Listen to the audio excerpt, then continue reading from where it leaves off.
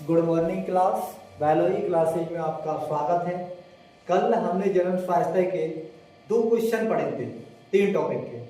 अगले क्वेश्चन की बात करते हैं, क्वेश्चन नंबर 3 की बात करते हैं। जनसंख्या वृद्धि या जनसंख्या विस्फोट क्या है? तो हम बात कर रहे हैं जनसंख्या वृद्धि और जनसंख्या विस्फोट के बारे में। किसी निश्चित क्षेत्र में पाए जाने वाले व्यक्तियों की संख्या को जनसंख्या कहते हैं। जैसे हमारा कोई निश्चित क्षेत्र जैसे कैलारस है और निश्चित क्षेत्र में जनसंख्या है 10,000, मान के चलिए ये 10,000 जनसंख्या है, लेकिन प्रति वर्ष इसमें वृद्धि हो रही है। तो उस क्षेत्र में प्रति वर्ष जितने व्यक्तियों की संख्या बढ़ती है उसे जनसंख्या वृद्धि कहते हैं। यानी हमारे कैलारस क्षेत्र में प्रति वर्ष 10,000 व्यक्तियों की संख्या बढ़ रही है, उसे जनसंख्या कहते हैं। और जब जनसंख्या में वृद्धि तीव्र एवं अनियंत्रित होती है तो इसे जनसंख्या विस्फोट कहते हैं। लेकिन जब ये वृद्धि अनियंत्रित हो जाती है, जब 10,000 पहली संख्या बढ़ रही थी प्रत्येक वर्ष, लेकिन अगले वर्ष वो 20,000 बढ़ गई, अगले वर्ष 30,000 बढ़ गई, इसी तरीके से आने वाले समय में ये संख्या अनियंत्रित हो गई। जब ये संख्या अनियंत्रित हो गई, इसी को कहते हैं जनसंख्या वृद्धि या जनसंख्या विस्फोट कहते हैं। अगले क्वेश्चन की बात करें, अगला क्वेश्चन है जनसंख्या वृद्धि को नियंत्रित करने के उपाय लिखो। तो जनसंख्या वृद्धि को किस तरीके से नियंत्रित किया जा सकता है? जनसंख्या वृद्धि को नियंत्रित करने के उपाय निम्न हैं।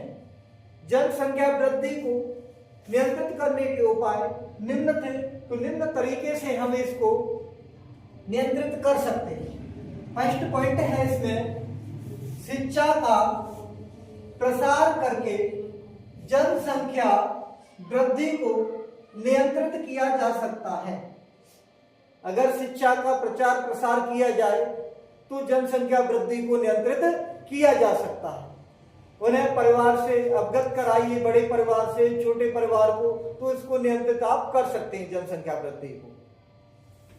अगले पॉइंट की बात करें, विवाह की आयु को बढ़ाकर जनसंख्या वृद्धि को नियंत्रित कर सकते हैं। पहले विवाह छोटे समय में ही हो जाते थे। बच्चा जब बाल्य अवस्था में होता था, बच्चा 13-14 साल का होता था, उसी समय विवाह कर दिया जाता था और उसके 5-6 बच्चे जन्म ले लेते थे। उसके तो 5-6 बच्चे जन्म ले लेते थे तो उस पर कंट्रोल नहीं कर सकते थे। लेकिन इस जनसंख्या को अब कंट्रोल करने के लिए लगभग वयस्क अवस्था में शादी होने लगी है, 21 साल, 22 साल, 20 साल। तो इससे है कि जनसंख्या को नियंत्रित किया जा सकता है। अगले पॉइंट की बात करें, पुनः विवाह पर रोक लगाकर जनसंख्या वृद्धि को नियंत्रित किया जा सकता है।